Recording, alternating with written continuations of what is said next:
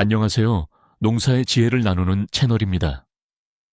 매년 오이 농사를 지으시면서 왜 우리 밭 오이는 유독 병에 약하고 수확량도 기대에 미치지 못할까 고민해 보신 적 있으신가요?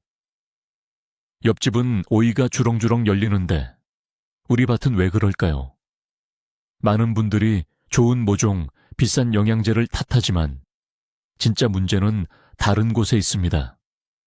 바로 여러분이 지금 밟고 서 있는 그 땅입니다. 내년 오이 농사의 대박과 쪽박은 씨앗을 심을 때가 아니라 바로 지금, 이 가을과 겨울에 결정됩니다. 오늘 영상에서는 많은 분들이 놓치고 있는, 하지만 1년 농사를 좌우하는 심기 전 토양 관리의 모든 것을 알려드리겠습니다. 이것만 제대로 하셔도 내년 수확량이 2배로 뛸 수 있다고 제가 장담합니다. 끝까지 시청하시고 부자 농부의 첫걸음을 내디뎌 보세요. 농사는 작물을 키우는 것이 아니라 흙을 가꾸는 것이라는 말이 있습니다.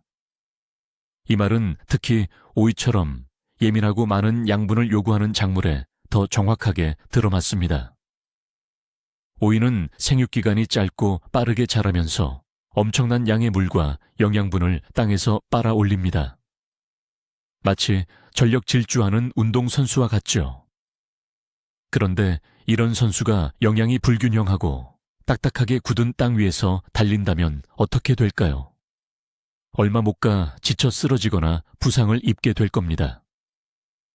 오이도 마찬가지입니다. 우리가 수확이 끝난 밭을 그대로 방치하고 내년에 또 오이를 심는 것은 지쳐 쓰러진 선수에게 쉬지 말고 또 달리라고 하는 것과 같습니다. 그래서 우리는 오이가 최고의 컨디션으로 달릴 수 있도록 지금부터 땅에게 충분한 휴식과 최고의 영양식을 제공해야 합니다. 이것이 바로 기초 토양 관리이며 튼튼한 집을 짓기 전 땅을 다지는 과정과 똑같습니다. 이 과정을 건너뛰고는 결코 풍성한 수확을 기대할 수 없습니다. 자, 그럼 가장 먼저 무엇을 해야 할까요? 바로 우리 땅의 건강 상태를 정확히 아는 것입니다.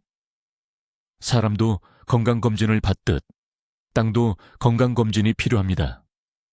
이것을 토양검정이라고 부릅니다. 많은 분들이 대충 이 정도면 되겠지 하는 감으로 농사를 지으시는데 이것은 눈을 가리고 운전하는 것과 같습니다.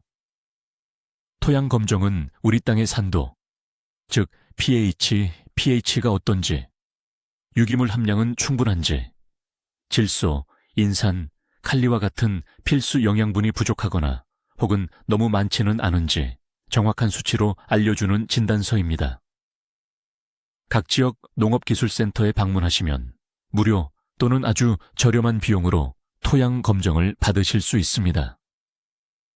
밭의 여러 지점에서 흙을 조금씩 채취해서 잘 섞은 뒤 약 500g 정도를 제출하기만 하면 됩니다. 이 간단한 과정 하나가 앞으로 여러분이 쏟아부을 비료와 노력의 방향을 완전히 바꿔놓을 수 있습니다. 불필요한 비료 사용을 줄여 돈을 아끼고 땅에 꼭 필요한 것만 공급해서 최고의 효율을 낼 수 있게 되는 것이죠. 내년 농사의 시작은 비료 가게가 아니라 농업기술센터라는 점 꼭 기억해 주세요. 토양 검정 결과를 받으셨다면 가장 먼저 눈여겨봐야 할 수치가 바로 산도, 즉 pH입니다. 오이는 약산성에서 중성에 가까운 토양, 구체적으로는 pH 6.0에서 6.5 사이에서 가장 잘 자랍니다. 만약 우리 땅의 산도가 이보다 낮은 5.5 이하라면 땅이 산성화되었다는 신호입니다. 땅이 산성화되면 어떤 문제가 생길까요? 아무리 좋은 비료를 줘도 식물이 그것을 제대로 흡수하지 못합니다. 비싼 돈 주고 영양제를 사줘도 오이가 먹지를 못하는 셈이죠. 또한 알루미늄이나 망간 같은 특정 성분이 너무 많이 녹아나와 오히려 오이 뿌리에 독으로 작용할 수도 있습니다. 이런 땅에서는 오이가 제대로 자라지 못하고 잎이 노랗게 변하거나 시드는 등 각종 생리장애에 시달리게 됩니다. 우리나라 토양은 기본적으로 비가 많이 오는 기후, 특성상 산성화되기 쉽습니다. 그래서 주기적으로 산도를 교정해주는 작업이 반드시 필요합니다. 토양 검정 결과 산도가 낮게 나왔다면 지금이 바로 산도를 바로잡을 최적의 시기입니다. 이것을 해결하지 않고 다른 것을 하는 것은 밑 빠진 독에 물 붓기와 같습니다. 그렇다면 산성화된 토양은 어떻게 개선해야 할까요? 정답은 바로 석회입니다. 석회는 산성 토양을 중화시켜주는 가장 효과적이고 경제적인 방법입니다. 농업용으로 나오는 석회고토나 소석회 등을 사용하시면 됩니다. 여기서 중요한 것은 얼마나 그리고 언제 뿌리느냐입니다. 토양 검정 결과지에 보면 친절하게도 내 밭에 필요한 석회의 양, 즉 석회 소요량이 계산되어 나옵니다. 이 권장량을 지키는 것이 매우 중요합니다. 너무 적게 뿌리면 효과가 없고 반대로 너무 많이 뿌리면 오히려 땅을 알칼리성으로 만들어 미량요소 결핍과 같은 또 다른 문제를 일으킬 수 있습니다. 석회를 뿌리는 가장 좋은 시기는 작물을 심기 최소 2-3달 전인 지금, 가을입니다. 밭을 깊게 갈기 전에 석회를 밭 전체에 골고루 뿌려주세요. 그리고 로터리를 쳐서 흙과 잘 섞이게 해주는 것이 핵심입니다. 석회는 흙과 반응하여 산도를 천천히 바꾸는데 시간이 걸리기 때문입니다. 지금 뿌려두면 봄에 오이를 심을 때쯤에는 땅이 오이가 가장 좋아하는 약산성 상태로 안정화되어 있을 겁니다. 이것이 바로 한 해 농사를 편안하게 만들어주는 첫 단추입니다. 산도를 맞췄다면 다음으로 주목해야 할 것은 유기물 함량입니다. 토양 검정소에 나오는 유기물 수치는 우리 땅의 건강과 비옥도를 나타내는 가장 중요한 지표 중 하나입니다. 유기물은 무엇일까요? 쉽게 말해 흙 속에 들어있는 살아있는 생명체와 그 사체, 즉 퇴비나 즙, 낙엽 등이 썩어서 만들어진 물질을 말합니다. 유기물은 흙을 살아 숨쉬게 하는 심장과도 같습니다. 유기물이 풍부한 흙은 스펀지처럼 푹신푹신해서 물과 비료를 잘 머금고 있다가 필요할 때마다 오이 뿌리에 공급해 줍니다. 또한 흙 알갱이들을 서로 뭉치게 하는 떼알 구조를 만들어 흙 속에 공기가 잘 통하게 하고 뿌리가 깊고 넓게 뻗어나갈 수 있는 환경을 조성합니다. 반면 유기물이 부족한 흙은 비가 오면 질척거리고 해가 나면 시멘트처럼 딱딱하게 굳어버립니다. 이런 환경에서는 뿌리가 숨을 쉴 수도 양분을 찾아 뻗어나갈 수도 없겠죠. 우리나라 밭의 평균 유기물 함량은 선진국에 비해 매우 낮은 편입니다. 따라서 의식적으로 유기물을 공급해주지 않으면 땅은 점점 척박해질 수밖에 없습니다. 내년 오이의 뿌리가 튼튼하게 자리 잡을 비옥한 집을 만들어주기 위해 지금 유기물 공급 계획을 세워야 합니다. 토양에 유기물을 공급하는 가장 좋은 방법은 바로 양질의 완숙 퇴비를 사용하는 것입니다. 여기서 핵심 단어는 완숙기입니다. 많은 농가에서 가축 분뇨를 대충 쌓아뒀다가 밭에 뿌리는 경우가 있는데 이것은 퇴비가 아니라 독입니다. 완전히 부숙되지 않은, 즉 미숙 퇴비를 밭에 넣으면 땅 속에서 썩으면서 암모니아 같은 유독가스를 발생시켜 오이 뿌리를 심각하게 손상시킬 수 있습니다. 씨앗을 뿌려도 싹이 나지 않거나 모종을 심어도 얼마 안 가 시들어 죽는 현상의 주된 원인이 바로 이 가스장애입니다. 또한 미숙퇴비에는 각종 병원균과 해충의 알, 잡초 씨앗이 그대로 살아있어서 오히려 병충해를 밭으로 끌어들이는 결과를 낳을 수 있습니다. 반면 잘 부숙된 완숙퇴비는 냄새가 거의 없고 흙처럼 부드럽습니다. 완숙퇴비는 유기물을 공급할 뿐만 아니라 토양 속 유익한 미생물의 먹이가 되어 흙을 건강하게 만드는 1등 공신입니다. 비싼 돈 주고 퇴비를 사서 쓰신다면 반드시 포장지에 완숙, 부숙 완료 같은 문구가 있는지 확인하시고 직접 만져보고 냄새도 맡아보시는 습관을 들이는 것이 좋습니다. 그렇다면 좋은 완숙 퇴비, 얼마나 어떻게 사용해야 할까요? 퇴비 역시 많을수록 좋다는 생각은 금물입니다. 과유불급의 원칙은 농사에서도 예외가 아닙니다. 일반적으로 10아르, 즉 300평을 기준으로 2,000에서 3,000kg 정도의 퇴비를 사용하는 것을 권장합니다. 물론 이것은 일반적인 기준이며 내 밭의 유기물 함량에 따라 양을 조절해야 합니다. 토양 검정 결과 유기물 함량이 이미 충분하다면 양을 줄이고 부족하다면 조금 더 늘리는 시기죠. 퇴비를 뿌리는 시기는 석회와 마찬가지로 밭을 갈기 전 가을이나 초겨울이 가장 좋습니다. 밭 전체에 골고루 퇴비를 살포한 뒤 최소 15cm 이상 깊이로 흙과 잘 섞어주어야 합니다. 그래야 퇴비가 흙 전체에 퍼져 토양 물리성을 개선하고 오이 뿌리가 닿는 모든 곳에 양질의 영양분을 공급할 수 있습니다. 봄에 임박해서 퇴비를 뿌리고 바로 작물을 심는 것은 피해야 합니다. 퇴비가 흙과 섞여 안정화될 시간을 충분히 주는 것, 이것이 바로 숨겨진 농사 고수들의 비결입니다. 이제 땅의 기초 체력을 다졌으니 본격적으로 오이에게 필요한 맞춤형 영양식단을 짜줄 차례입니다. 토양 검정 결과지를 다시 한번 자세히 들여다보세요. 질소, 인산, 칼리, 칼슘, 마그네슘 등 다양한 성분들의 함량이 표시되어 있을 겁니다. 이것들은 오이가 자라는데 꼭 필요한 필수 영양소입니다. 그 중에서도 가장 중요한 세 가지, 바로 질소, 인산, 칼리를 비료의 3요소라고 부릅니다. 먼저 질소는 오이의 잎과 줄기를 무성하게 만드는 역할을 합니다. 사람으로 치면 단백질과 같아서 성장을 담당하죠. 하지만 질소가 너무 과하면 문제가 생깁니다. 잎과 줄기만 무성하게 자라는 웃자람 현상이 나타나고 조직이 연약해져서 병충해에 아주 취약해집니다. 또한 오이 열매가 열리는 데는 소홀해져서 잎만 무성하고 정작 수확할 오이는 몇 개 없는 허탈한 상황이 벌어질 수 있습니다.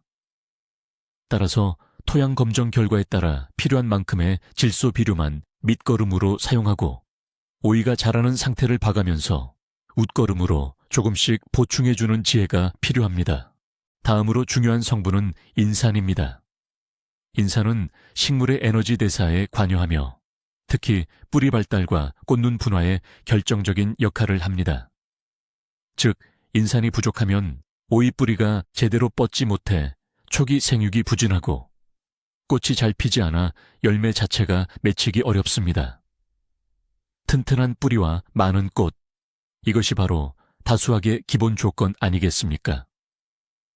그런데 인산은 다른 비료 성분과 다른 독특한 특징이 있습니다. 흙 속에서 이동성이 매우 낮다는 점입니다. 그래서 밭 표면에만 뿌려주면 뿌리 깊은 곳까지 전달되지 않습니다. 또한 산성 토양에서는 철이나 알루미늄과 결합해서 식물이 흡수할 수 없는 형태로 변해버립니다. 그래서 우리가 앞서 석회를 뿌려 산도를 교정하는 작업이 더욱 중요해지는 것입니다. 인산질 비료는 밑거름으로 밭을 갈 때 퇴비와 함께 흙 깊숙이 넣어주는 것이 가장 효과적입니다. 이렇게 하면 오이가 자라면서 뿌리를 뻗는 족족인산을 흡수하여 튼튼하게 자랄 수 있는 기반이 마련됩니다. 비료의 3요소 중 마지막 주자는 칼리 혹은 가리라고 불리는 성분입니다. 칼리는 오이의 광합성을 돕고 만들어진 양분을 열매로 이동시키는 역할을 합니다. 한마디로 오이의 크기를 키우고 맛과 향을 좋게 만드는 품질 비료라고 할 수 있습니다. 칼리가 충분하면 오이의 색깔이 선명해지고 저장성도 좋아집니다. 또한 칼리는 식물 세포벽을 튼튼하게 만들어 병충해에 대한 저항성을 높여주는 아주 중요한 역할도 합니다. 특히 오이 농사 후반기로 갈수록 칼리의 중요성은 더욱 커집니다. 열매를 계속해서 수확하다 보면 땅속의 칼리가 급격히 소모되기 때문입니다. 칼리가 부족해지면 오이 잎이 가장자리가 노랗게 타들어가는 증상이 나타나고 열매의 모양이 기형적으로 변하거나 끝부분이 가늘어지는 곤봉과가 발생하기 쉽습니다. 따라서 밑거름으로 일정량의 칼리를 공급하고 오이 생육 상태를 관찰하며 웃거름으로 꾸준히 보충해주는 것이 고품질 오이를 다수확하는 핵심 비결입니다. 질소, 인산, 칼리 외에도 우리가 반드시 신경 써야 할 숨은 영웅들이 있습니다. 바로 칼슘과 마그네슘 같은 중량 원소들입니다.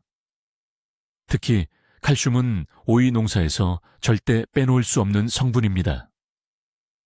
칼슘은 식물의 세포벽을 구성하는 주성분으로 조직을 단단하게 만들어줍니다. 칼슘이 부족하면 새로 나오는 어린 잎이 기형적으로 변하거나 끝이 타들어가고 오이 열매 끝이 물러 썩는 배꼽썩은병이 발생하기 쉽습니다. 많은 분들이 이 배꼽썩은병을 병으로 오해하고 농약을 치시는데 사실은 칼슘 부족으로 인한 생리장애입니다. 칼슘은 인산과 마찬가지로 토양 내 이동성이 매우 낮기 때문에 뿌리가 흡수하기 어려운 성분 중 하나입니다. 그래서 밑거름으로 석회고토를 뿌려주는 것이 칼슘을 공급하는 가장 좋은 방법입니다. 석회고토에는 산도를 교정하는 석회 성분과 함께 칼슘과 마그네슘이 풍부하게 들어있어 일석삼조의 효과를 볼 수 있습니다. 튼튼하고 저장성 좋은 오이를 원하신다면 지금 바로 칼슘 공급 계획을 세우셔야 합니다. 칼슘과 함께 중요한 또 다른 중량 원소는 바로 마그네슘입니다. 마그네슘은 식물 엽록소의 핵심 구성 성분입니다.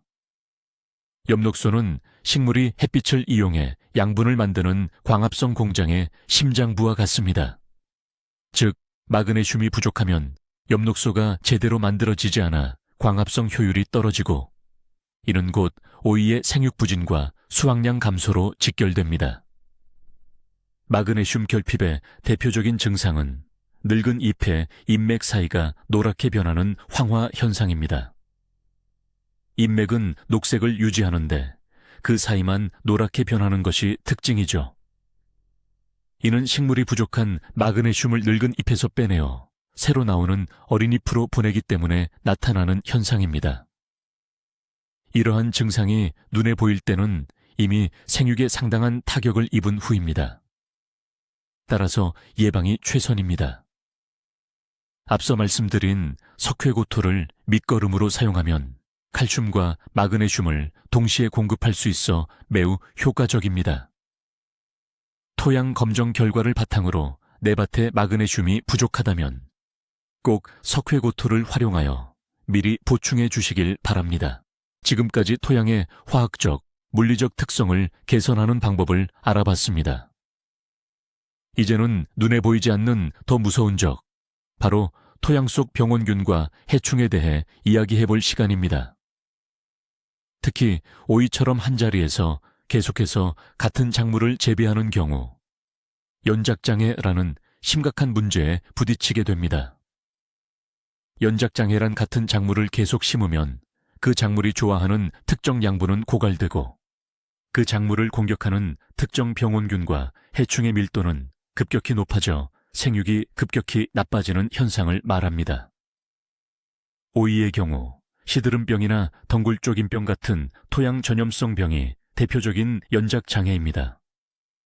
한번 발생하면 방제가 매우 어렵고 심하면 밭 전체의 오이를 포기해야 할 수도 있습니다.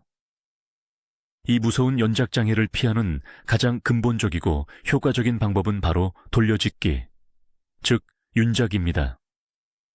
오이를 심었던 밭에는 다음 해에 콩이나 옥수수, 고구마처럼 과가 다른 작물을 심어주는 것입니다. 이렇게 하면 토양 속 병원균의 먹이 사슬을 끊어 밀도를 낮추고 토양 양분의 균형을 맞춰 땅의 힘을 회복시킬 수 있습니다. 하지만 텃밭이 작거나 특정 작물만 재배해야 하는 상황이라 돌려짓기가 어렵다면 어떻게 해야 할까요? 포기하기엔 이릅니다. 우리에게는 토양 소독이라는 강력한 무기가 있습니다. 여러 가지 방법이 있지만 농약 없이 친환경적으로 할 수 있는 가장 좋은 방법 중 하나는 바로 태양열 소독기입니다. 한여름 뙤약볕을 이용하는 방법이죠. 하지만 수확이 끝난 지금 시점에도 활용할 수 있는 방법이 있습니다. 바로 담수 처리입니다.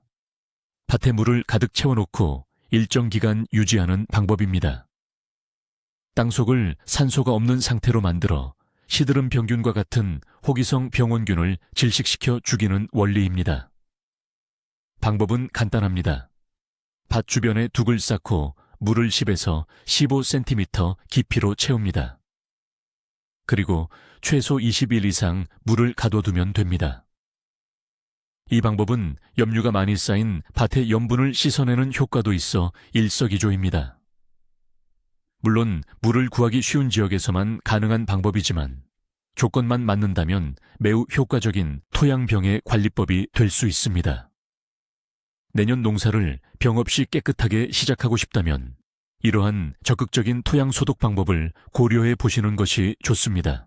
땅속 환경을 건강하게 만드는 또 하나의 중요한 작업은 바로 깊이갈이, 즉 심경입니다.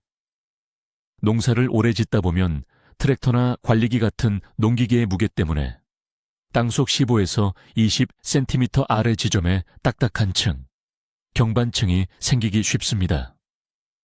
이 경반층은 마치 콘크리트 바닥처럼 물과 공기의 흐름을 막고 작물의 뿌리가 더 깊이 뻗어 나가는 것을 방해합니다. 뿌리가 얕게 뻗으면 가뭄이나 장마 같은 환경 변화에 매우 취약해지고 양분 흡수 효율도 떨어질 수밖에 없습니다.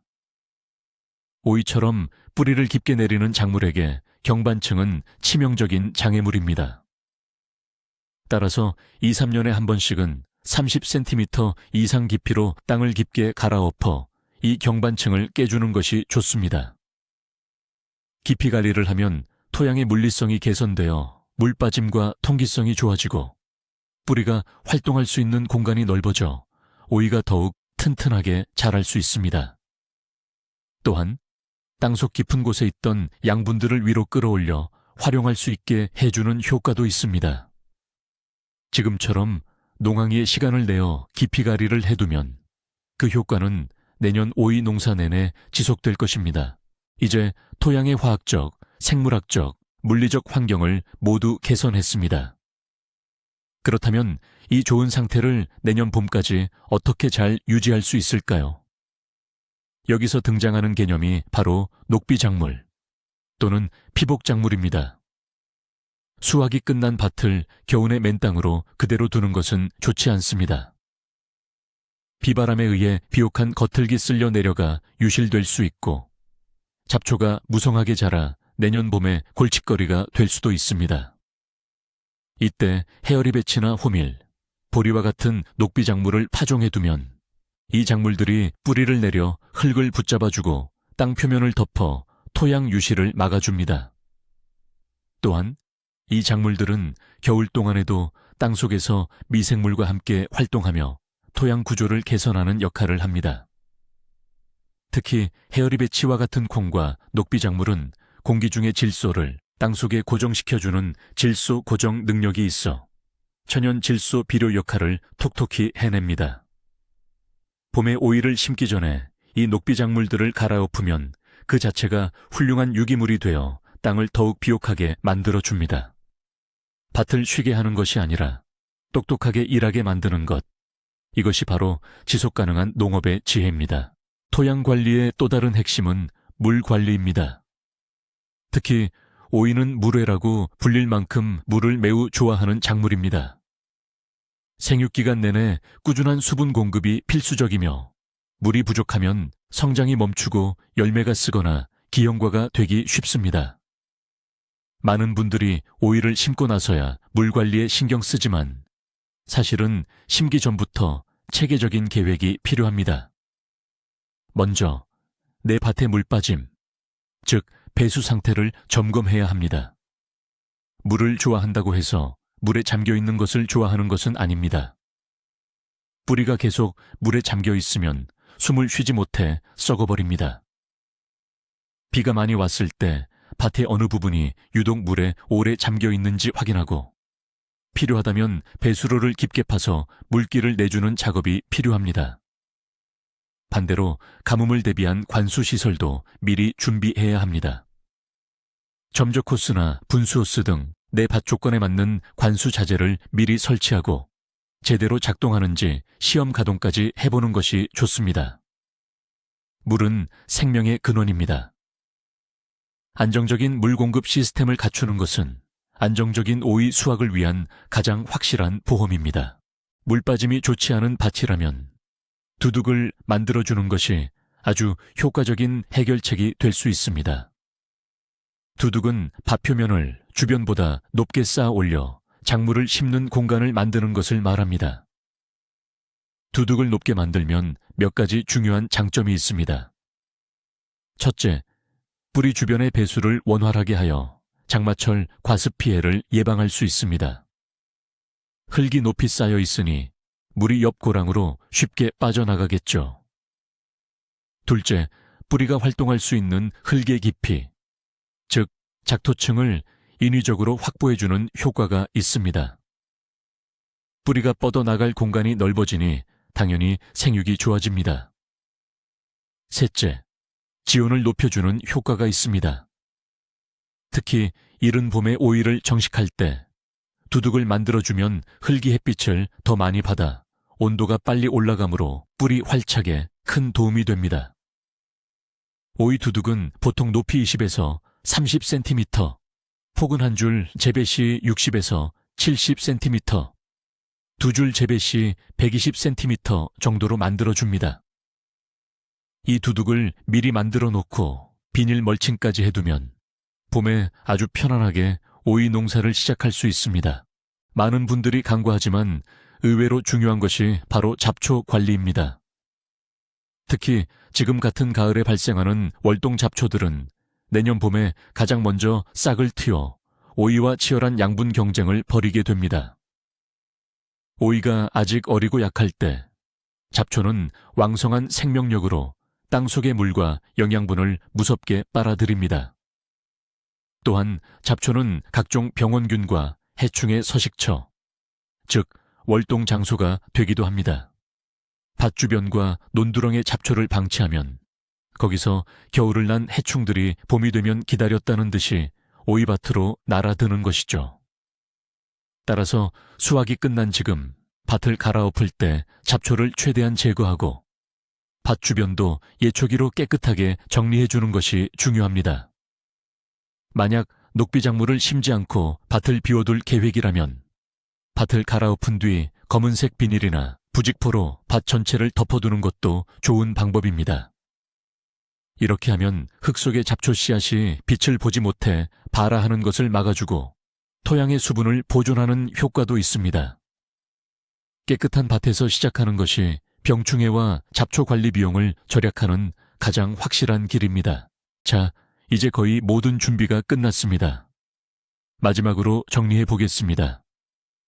내년 오이 농사의 성공을 위해 우리는 지금 무엇을 해야 할까요? 첫째, 토양 검정을 통해 내 땅의 상태를 정확히 진단해야 합니다. 둘째, 진단 결과에 따라 석회를 사용하여 산도를 pH 6.0에서 6.5 사이로 교정해야 합니다. 셋째, 양질의 완숙 퇴비를 충분히 넣어 유기물 함량을 높이고 땅의 물리성을 개선해야 합니다. 넷째, 토양 검정 결과에 따른 적정량의 질소, 인산, 칼리, 그리고 칼슘과 마그네슘을 밑거름으로 넣어주어야 합니다. 다섯째, 연작장애를 피하기 위해 돌려짓기를 계획하거나 태양열 소독, 담수 처리 등 적극적인 토양 소독을 고려해야 합니다.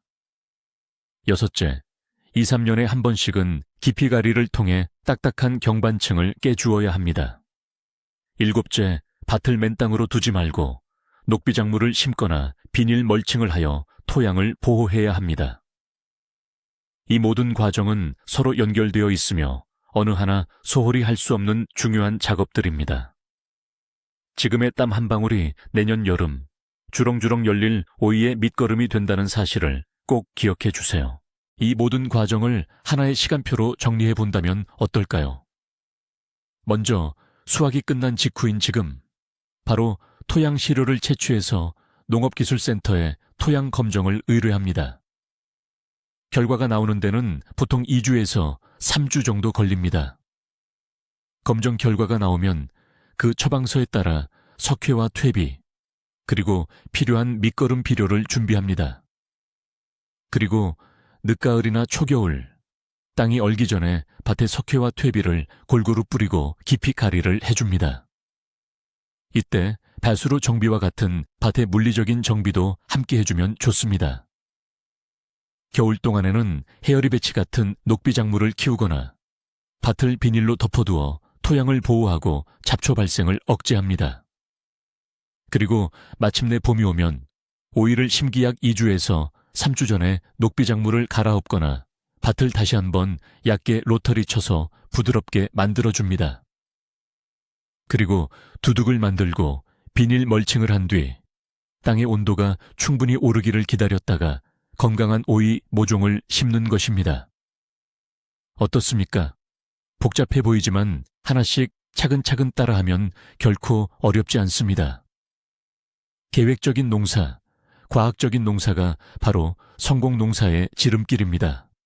오늘 우리는 내년 오이 농사의 성패가 바로 지금 이 시기에 토양 관리에 달려있다는 사실을 함께 확인했습니다.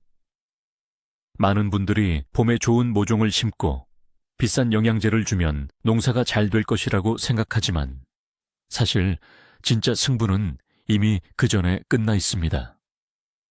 기초가 부실한 건물에 아무리 화려한 인테리어를 해도 소용이 없듯 병들고 척박한 땅에서는 결코 풍성한 수확을 기대할 수 없습니다. 오늘 알려드린 토양 검정, 산도 교정, 완숙 퇴비 사용, 그리고 균형 잡힌 밑거름 주기, 이 4가지만이라도 꼭 실천해 보십시오.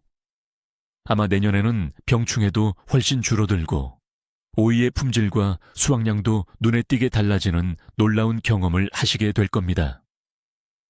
농사는 정직합니다. 땀과 정성을 쏟은 만큼 땅은 반드시 우리에게 풍성한 결실로 보답해 줄 것입니다. 오늘 영상 시청해 주셔서 정말 감사합니다. 영상이 유익하셨다면 구독과 좋아요 버튼 꼭 눌러주시고요. 여러분은 내년 오이 농사를 위해 지금 어떤 준비를 하고 계신가요? 여러분만의 특별한 토양 관리 비법이 있다면 댓글로 자유롭게 공유해 주세요. 다른 분들에게도 큰 도움이 될 겁니다. 감사합니다.